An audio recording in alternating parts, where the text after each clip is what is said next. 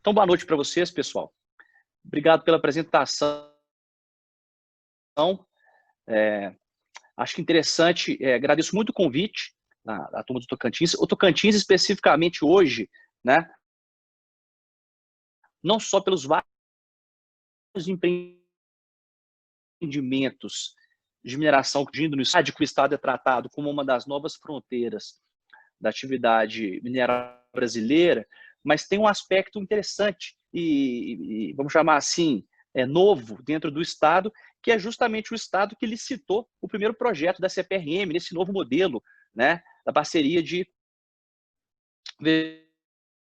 investimentos com o governo federal, o projeto do PPI. O primeiro projeto licitado foi o projeto polimetálico de Palmeirópolis, em Tocantins, né, o leilão ocorreu no ano passado, e o contrato foi assinado esse ano. Então, é um estado que muitos olhos, não só do investidor de fora, mas acho da própria sociedade mineral, vamos chamar assim, está muito interessado em ver como esse projeto vai avançar, porque é um modelo novo que ainda pode eventualmente trazer bons resultados e criar uma nova modalidade de atração de investimentos. A gente está vendo a CPRM agora no processo de licitar outras áreas, e, obviamente, o de Palmeirópolis, por ser o primeiro, já ter o seu contrato assinado, acho que o sucesso desse projeto, desse modelo, que a gente poderia até, vou chamar aqui de uma forma genérica, obviamente não tecnicamente adequada, mas no modelo de uma parceria público-privada, vamos chamar assim, né? Vai ser uma possibilidade da gente estender isso para outras áreas. Então, tem esses novos projetos, Meriri, Bom Jardim, e quem sabe depois, mantendo esse sucesso, todo o patrimônio, né? A ampliação dessa lista de direitos minerários hoje detidos pela CPRM possam vir a ser licitadas para o setor privado para criar novas oportunidades. Então, já começo falando da minha satisfação em poder falar nesse contexto do Tocantins e mostrar que, né, estamos todos aqui do setor mineral de olho nesses projetos e nessas possibilidades. E eu fui escalado para falar de um tema que eu particularmente gosto muito, nas duas vertentes. Numa vertente de pesquisa, de profundidade acadêmica, de discutir as questões conceituais, de fazer um estudo de direito comparado, e ao mesmo tempo com perspectiva prática, ter oportunidade de lidar com várias oportunidades de negócio, levando em consideração essa questão, disputas jurídicas também, e acho que esse é um tema do dia. Dentre os vários temas que hoje estão permeando o direito da mineração, falar do aproveitamento de rejeitos de estéreis é algo assim providencial, por algumas razões, né? Eu posso começar pela razão óbvia, que é uma razão da necessidade que nós temos como representantes da indústria mineral de pensarmos alguma solução para reduzir, né, essas pilhas e essas barragens. Reduzir o que é que a gente joga nessas estruturas, de fato, aprofundar as possibilidades técnicas de criar novos produtos desse material que é lançado em barragens. E nós, na parte jurídica, temos uma função muito importante, que é de dar elementos, né, e de criar condições jurídicas para que eventuais tecnologias e eventuais respostas técnicas tenham um respaldo jurídico, né? E se a gente for analisar aqui, eu acho que vai ser a conclusão final, provavelmente, que a gente falar aqui se a gente estiver tratando desse item, é que a gente ainda tem um longo caminho num aspecto jurídico para pavimentar esse cenário de melhor aproveitamento, né? Eu queria fazer um corte, assim, locacional com vocês, para começar a ilustrar o que eu estou dizendo, tá? Se a gente sair daqui do Brasil, aí do Tocantins, a gente for para o deserto de Mojave, na Califórnia, tá? É um lugar que foi recentemente objeto de várias notícias muito interessantes de um projeto da Rio Tinto, historicamente uma mina de mais de 100 anos de boro, tá? Focado especialmente no boro, e que, obviamente, por ter mais de 100 anos, produziu ao longo do tempo uma quantidade imensa de pilhas, de estéreis e de rejeitos, e a Rio Tinto conduziu uma nova etapa de exploração nesse material. E vejam só o que ela encontrou ali.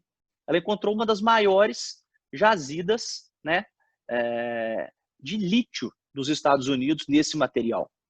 Ou seja, um trabalho interno que ela fez de reavaliar o que tinha dentro dessas pilhas, ela identificou o lítio que nos momentos em que a extração original do boro não tinha um uso adequado para o lítio, não tinha um preço, não tinha uma tecnologia adequada para esse aproveitamento, a gente sabe que esse cenário hoje está superado. O lítio passou a ser sim, e o Tinto identificou dentro dessas pilhas algo que, com 50 milhões de dólares na construção de uma planta, eles provavelmente conseguiriam produzir cerca de 5 mil toneladas de carbonato de lítio por ano. Tá? Obviamente, essa é uma notícia de imprensa, a gente não consegue confirmar todos os detalhes técnicos do projeto, se esses números são exatamente dessa forma, mas eles já ilustram a riqueza de discussão sobre o que a gente pode aproveitar de material mineral rico nessas pilhas e nessas barragens de rejeito. Tá? Faço mais 2 exemplos, trazendo de fora também, principalmente da Austrália. A BH estava, inclusive, com uma mina de níquel parada, com a decisão de passar esse ativo para frente, e, obviamente, depois das grandes discussões sobre o mercado de baterias, houve uma oscilação do preço do níquel, e ela optou por tirar esse ativo da venda, vamos chamar assim, e a partir daí montar um novo projeto que é promissor para a empresa. E, por último, você dá um exemplo da Alcoa, também, na Austrália, que no seu histórico já e antigo projeto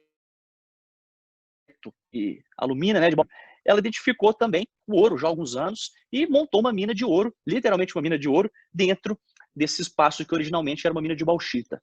Tá? Então, esses 3 exemplos, eles servem para mostrar para a gente essas possibilidades do que a gente está vivendo. Se a gente trouxer o corte locacional de novo e vier para o Brasil, a gente vai ver que muitas oportunidades semelhantes a essas estão acontecendo no país agora. Pode, de um certo momento, a gente vai ver o caso mais clássico que a gente pode cá é o caso do minério de ferro.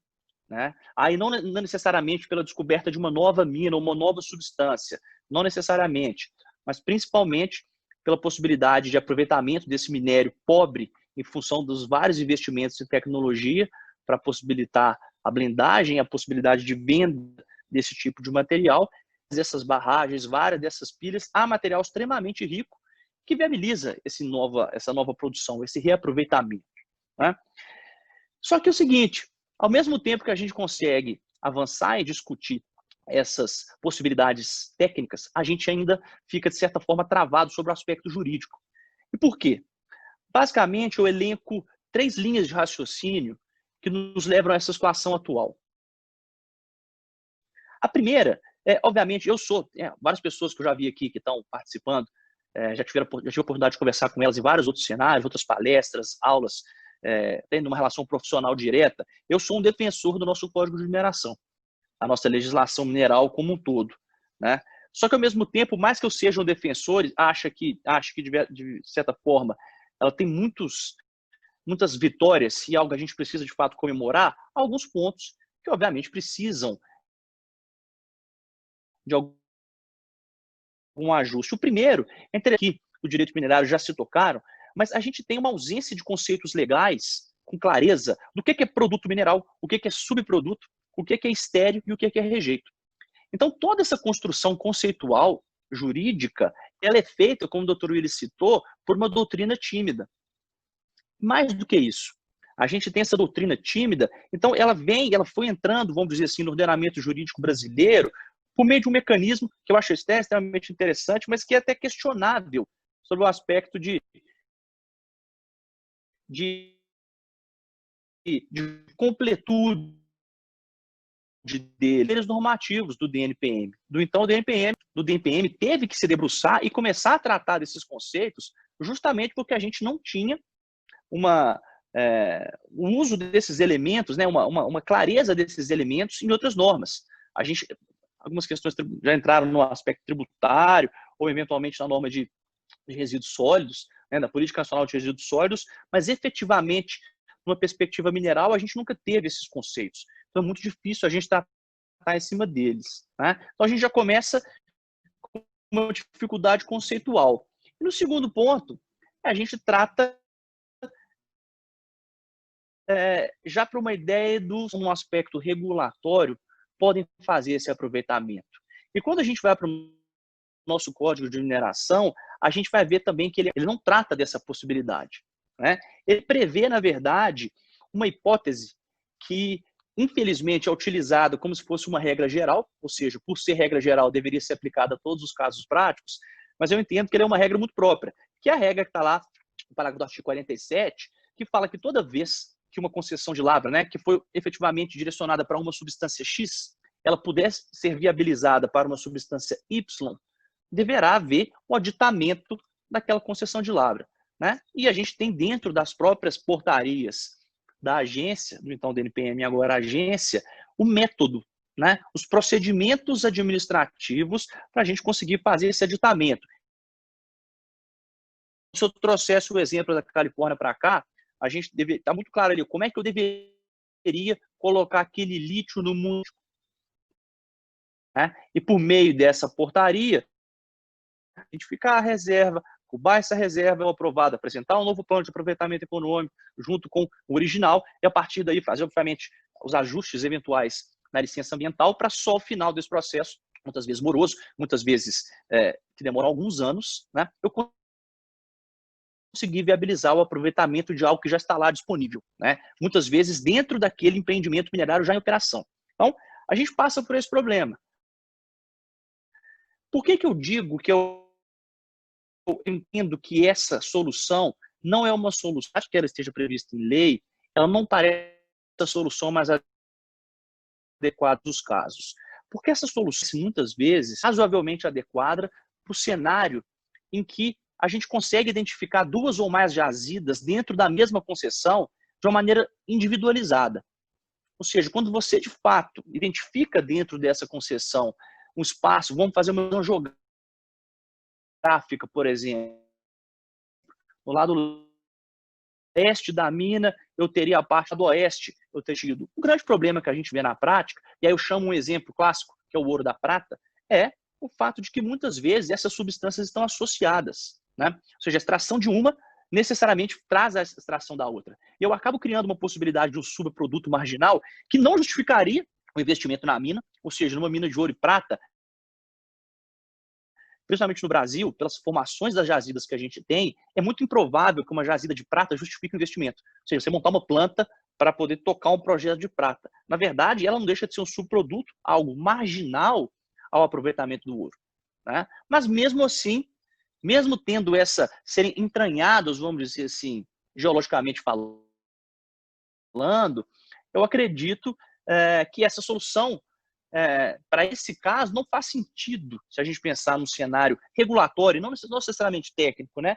A gente imaginar que é uma resposta positiva e a gente tem que fazer um novo processo completo de passagem, né, regulatória naquele processo de pesquisa e lavra, ainda que dentro de um processo que já esteja de concessão de lavra, né? Me parece que aqui a gente teria janelas regulatórias para dar soluções simplificadas. E sempre levando em consideração algo que tem que ficar na nossa mente, que é o seguinte: o direito minerário brasileiro, ele otorga o direito de prioridade para o minerador frente a uma área, uma poligonal específica. Ele não é um direito associado a uma substância específica. Olha que coisa interessante e que muitas vezes no debate esse item não é levado em consideração. O que eu quero dizer com isso? Inicialmente, a concessão de lavra sai de fato das substâncias que foram identificadas na pesquisa e vão integrar aquele aproveitamento econômico aprovado nacional. Exceto, obviamente, as substâncias, por exemplo, que estão sujeitas ao regime de monopólio, né? Que, obviamente, não se... Por exemplo, os minerais nucleares, que eles não se sujeitam a essa regra, mas as outras substâncias se sujeitam. Então, não é dizer aqui que a União só deu uma outorga para a substância A, portanto, o minerador tem que, necessariamente, passar por uma via crucis para chegar à mineração B.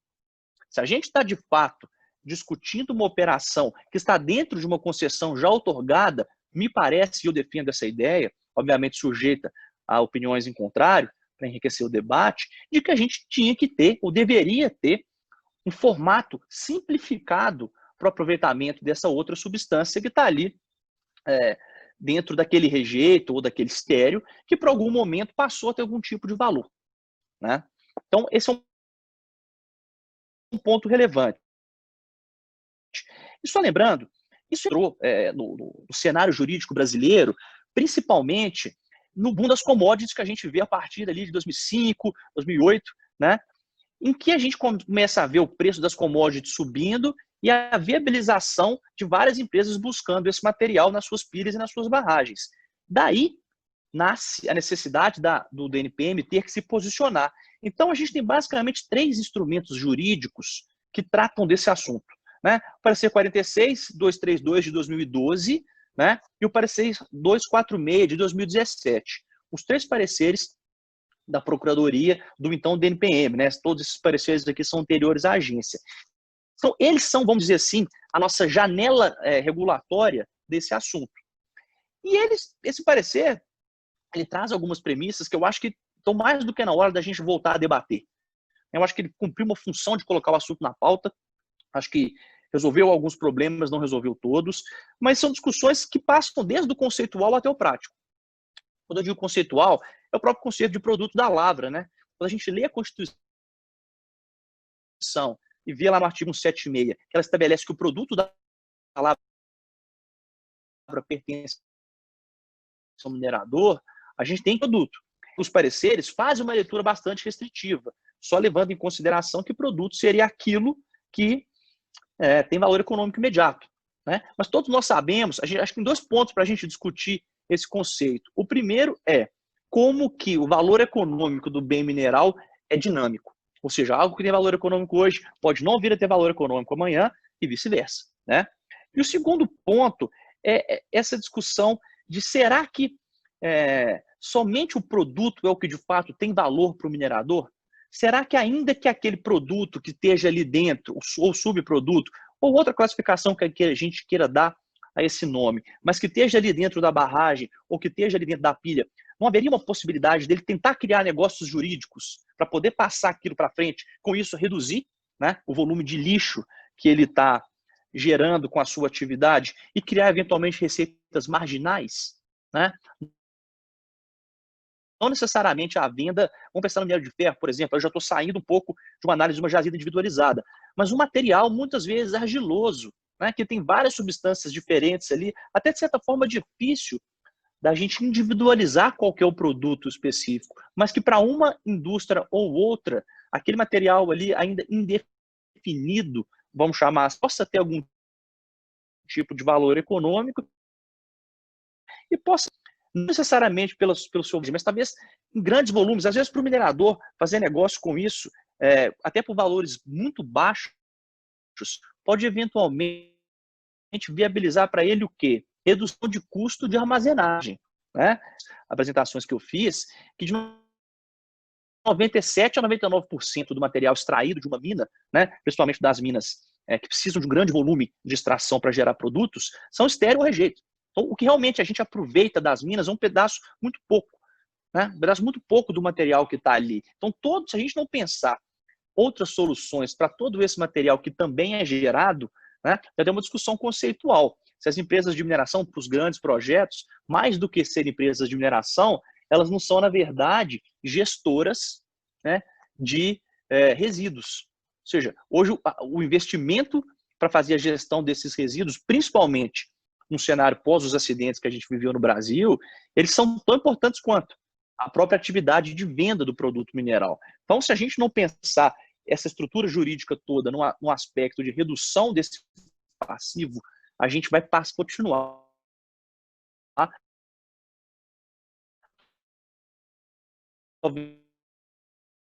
engatinhando um pouco desses pareceres, né?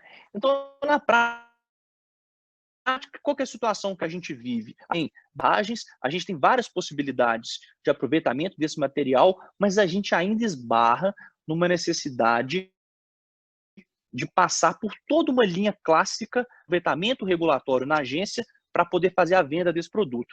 E a gente passa a ter um outro problema. A gente já está vendo, não é novo esse problema, tem mais de uma década, a gente está vendo, na verdade, ele só crescendo nos últimos anos, que é justamente o quê? Vamos imaginar, dentro de uma lógica básica, que as empresas de mineração vão ter interesse em colocar suas barragens e as suas pilhas fora da sua poligonal. Por quê? Via de regra, a sua poligonal toda é uma jazida que já foi identificada, então não faria sentido o minerador construir uma barragem em cima de uma área que, se fosse mineralizada, que ele pudesse eventualmente aproveitá-la no futuro. Não faz sentido técnico, né? Então, via de regra, até por uma questão natural, ele faz a construção dessas estruturas fora dos limites da sua poligonal. E o que é que isso gera na prática? Terceiros, muitas vezes, com um intuito que não seja, talvez, tão legítimo de efetivamente identificar aquele material, né, fazer requerimentos de pesquisa em cima dessas áreas. E, a partir daí, começar uma situação litigiosa com a empresa de mineração originária para tentar pesquisar ali dentro, para tentar forçar algum tipo de aproveitamento econômico em algo que não só não pertence a ele, mas como não só também pertence à mineradora, na minha opinião, numa visão mais adequada, mas que ela é uma série de obrigações acessórias, vamos chamar assim, de segurança frente àquele material. Então, como que a gente vai conviver com essa possibilidade? Me parece muito mais adequado nós criarmos incentivos regulatórios para que a própria empresa reduza aquele volume e seja sempre chamada a apresentar soluções técnicas de reduzir as pilhas, as barragens, inclusive com a possibilidade de alienação disso, né? De forma que ela possa ter receita marginal, na que terceiro conseguir viabilizar alguma coisa ali, sem, obviamente, a anuência da empresa que gerou aquele material. Então, a gente acaba criando conflitos sobre essas pilhas e essas barragens que, na minha opinião, não deveriam existir, porque acabam criando riscos desnecessários para a atividade, né? Então, um ponto importante que a gente tem que avaliar aqui também, o fato de que as servidões de fato não marcam prioridade, mas como que a gente poderia dar uma resposta para que essas estruturas fossem de fato e somente aproveitadas por aqueles que originalmente criaram aqueles resíduos, né? Que eles possam ter incentivos para dar novas soluções tecnológicas a esse aproveitamento e a gente afastasse a figura daquele terceiro que está ali para uma ideia de mercado, de negociar aquele direito dele e não necessariamente para fazer o aproveitamento do bem mineral que está ali, né? Então, que ele é um grande desafio. Então, por experiência própria, trabalhando em vários casos como esses, eu vejo que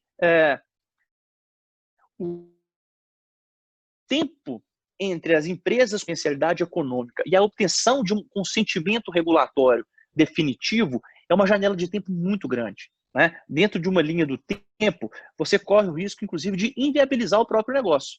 Porque, como a mineração anda em ondas, é muito possível que essa janela de oportunidade ela se torne escassa ou até inviável num período de 2, 3, 4, 5 anos. Portanto, eu acho que a gente tem que pensar em modelos em que a gente reduza esse aqui. E aí eu olho para frente, né? Para encerrar a minha linha de raciocínio aqui, quando eu digo olhar para frente? A gente teve, já no regulamento do Código de Mineração, novo de 2018, essa possibilidade, né? O regulamento do Código, seu artigo 10º, parágrafo 2º, ele estabelece que caberá à agência, ao Ministério, criar mecanismos eventualmente simplificados para o reaproveitamento de rejeitos, né, estéreis. O que eu entendo que é uma coisa excepcional, né? Vamos dizer assim, é uma licença legislativa, normativa, na verdade, né, que coloca a agência e o Ministério em evidência e faz com que eles tenham que assumir esse protagonismo. E dando continuidade a isso, a essa estrutura normativa, a agência tem se mostrado interessada em avançar nesse item. A gente tem alguns elementos para isso. O primeiro elemento é que, se vocês acessarem o SEI, né, Sistema Eletrônico de Informação, vocês vão ver que há vários materiais de debate técnico dentro da agência sobre essa possibilidade, da criação de um ato normativo que crie essas possibilidades de reduzir essa jornada regulatória para que os mineradores possam acessar esses subprodutos. Esse é o primeiro ponto. Segundo, muitos de vocês devem ter tido acesso à agenda regulatória apresentada pela Agência de Mineração, pensando em 2020, 2021, com os temas que ela entende que são os temas mais relevantes do momento para serem regulamentados no curto prazo, nesses 2 anos, né, e que vão, de fato, dar uma resposta ao aumento do investimento no setor mineral. E o reaproveitamento de rejeitos é um deles, né? Então, a gente já tem algo formal. Essa agenda regulatória da agência já reconheceu esse tema como um tema relevante. E, por último, existe também não só os documentos técnicos que eu falei para vocês, mas também existe uma minuta de resolução, né? Que já está no sistema, ela é de 2018, ela é antiga. Eu, pessoalmente, acho que ela é tímida, né? Não dá para dizer, obviamente, dentro da agência, várias outras discussões de 2018 para hoje já avançaram nesse projeto, né? Uma resposta um pouco maior. Então, se a gente olhar esse texto de 2018, eu penso que ele ainda é tímido, eu acho que ele tem muito espaço para ser melhorado, e eu imagino que 2 anos, várias discussões internas podem eventualmente ter criado outras possibilidades, né? Mas a gente já está com esse tema na pauta. Então, qual que é a expectativa de curto prazo? Né? Vou chamar de curto ou médio, a gente pensar 2020, 2021, e obviamente, pessoal, essa agenda regulatória foi feita antes da pandemia. Né? Então, a gente tem alguns cenários de dificuldade de imaginar que ela vai ser aplicada ou regulamentada sem maiores dificuldades. De fato, ela está enfrentando muitas dificuldades para poder chegar lá. Mas se a gente já tem essa abertura do regulamento, né? Essa possibilidade da agência e do Ministério exercerem esse protagonismo, eu vejo que no curtíssimo prazo, pensando na mineração curtíssima, eu estou falando de 1 ano, né? A gente possa ter uma norma simplificada, né? Que possa, primeiro, trazer conceitos mais claros, dentro do que, obviamente, ela não vá contra a lei, mas que ela possa, de fato, esclarecer conceitos legais, que ela possa criar, também dentro das dificuldades do processo minerário, um processo regulatório simplificado, né, em que a empresa de mineração tenha menos fardos e, mais do que isso, menos aquele sistema de apresenta o documento, recebe o consentimento, apresenta o documento, recebe o consentimento. Algo que possa ser simplificado em junta todos os documentos, recebe um consentimento só. Né? Ou às vezes até uma comunicação. Né? Cada vez mais a gente vê a agência aberta a trazer a responsabilidade para o minerador, de forma que o minerador comunique e a agência passa a fazer a fiscalização sobre a comunicação. A gente já viu isso acontecendo em algumas frentes dentro da agência. Né? Então, eu creio que o caminho jurídico está pavimentado para ser avançado no curto prazo. Né? Ou seja, a gente saiu daquelas amarras do Código de Mineração puro, né, para trazer um regulamento do Código que cria uma brecha e uma possibilidade da agência, exercendo a sua competência de regulação por meio dessa agenda, também criar essas possibilidades. Então, acho que todos nós, fazendo um link com a pós-graduação de vocês, com os alunos, eu acho que esse é um tema rico para pesquisa, para debate. Eu acho que há um espaço, inclusive, para envio de sugestões, para a gente imaginar como essa construção normativa pode se dar, tanto no aspecto jurídico como no aspecto técnico, né? E que em breve a gente possa ter soluções adequadas. Eu encerro sugerindo para vocês um material que eu sou especialmente fã, né? É um material que foi organizado pela professora Henry Mostert. Ela é uma professora da Faculdade Jurídica da Universidade de Cape Town. Tá? É um estudo chamado Waste and Wealth.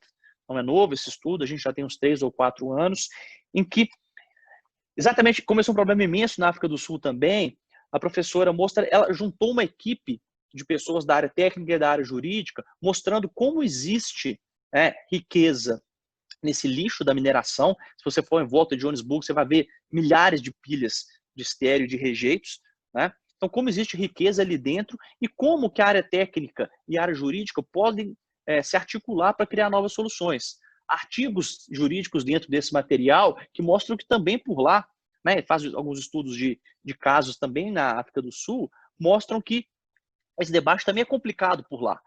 Você não tem uma regra muito clara que demonstra a quem pertence aquele material que está nas pilhas e nas barragens, e quando tentou desenvolver aquela atividade, houve uma resistência por parte de outra. Não é um problema exclusivo do Brasil, mas esse estudo ele aponta para algumas possibilidades. Né? O último parecer da PROGE, que tratou desse assunto, inclusive ele cita esse estudo. Né? Eu já tive a oportunidade de debater esse estudo com alguns procuradores da agência, que eu acho que ele ajuda a gente a abrir a cabeça, né? Essas possibilidades, essa bola para vocês, para que outras pessoas que tenham interesse possam trabalhar melhor essas possíveis soluções, e sempre lembrando que é possível a gente ter uma solução jurídica adequada sem necessariamente, nesse momento, ter que mudar a lei. A gente consegue dar um passo só com aprovações de resoluções e uma agenda regulatória mais clara em relação a isso. Eu acho que essa bola está com a agência, mas não só da agência, o doutor ele colocou muito bem, né? A agência tem muitos outros assuntos para cuidar, não são só esses. Então, nós que estamos no setor, nós que estamos estudando esse assunto, temos que fazer material de alto nível para poder provocar essa discussão e dar subsídios para que algo interessante, bem estruturado, adequado, possa entrar em vigor em breve e a gente ter soluções novas, né? Para, no fim das contas, qual que é o objetivo final? Reduzir o material que é descartado no processo minerário, com isso, e de quebra, ainda viabilizar ganhos para o minerador, muitas vezes ganhos marginais, e para a própria União, né? Com as possibilidades de, na venda desse tipo de produto, ela receber a cota parte dela, vamos chamar assim, via CEFEM. Tá? Eu encerro por aqui. Queria muito mais levantar o problema do que trazer as soluções, mas acho que a gente tem um caminho interessante para avançar.